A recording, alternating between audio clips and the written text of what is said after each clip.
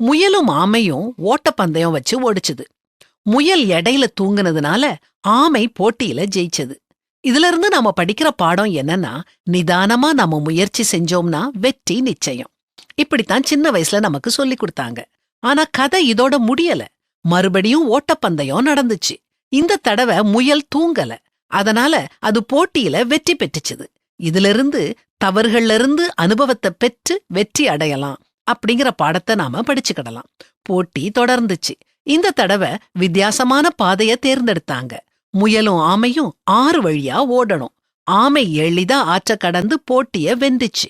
இந்த போட்டியின் மூலம் நம்முடைய பலத்தை நாம நம்பணுங்கிற பாடத்தை நாம கற்றுக்கிடுறோம். மறுபடியும் போட்டி. இதுதான் இறுதியான போட்டி. இந்த தடவை நிலத்திலையும் ஓடுனாங்க, தண்ணியிலையும் ஓடுனாங்க. நிலத்துல ஓடும்போது ஆமை முயல் முதுகல ஏறிக்கிட்டது.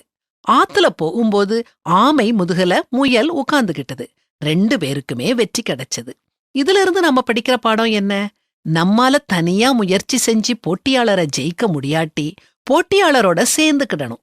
இதுல இருந்து நமக்கு தெரியற இன்னொரு முக்கியமான விஷயம் என்னன்னா, இறுதிக்கோட்டை அடையறத விட பயணம் முக்கியம். நம் வாழ்க்கையும் ஒரு பந்தயம்தான். இந்த வாழ்க்கை பயணத்துல நாம எல்லாருமே ஒரு நாள் இறுதிக்கோட்டை கடக்கத்தான் போறோம். நம்முடைய இலக்கு ஜெட் வேகத்துல வேகமா ஓடி அடுத்தவங்கள முந்துறது இல்ல. சகிப்புத்தன்மையோட, நம்பிக்கையோட எதிர்வரும் தடைகளை, சவால்களை எதிர்கொள்ளணும். ஆமாங்க, இதத்தான் பரிசுத்த வேதாகமமும் சொல்லுது.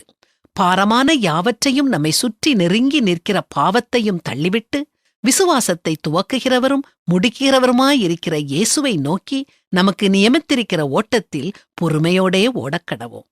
எல்லா தருணங்கள்லயும் கடவுள் நமக்கு நியமித்த பாதையில நிதானமா பொறுமையோட விடாமுயற்சியோட ஓடுவோம்.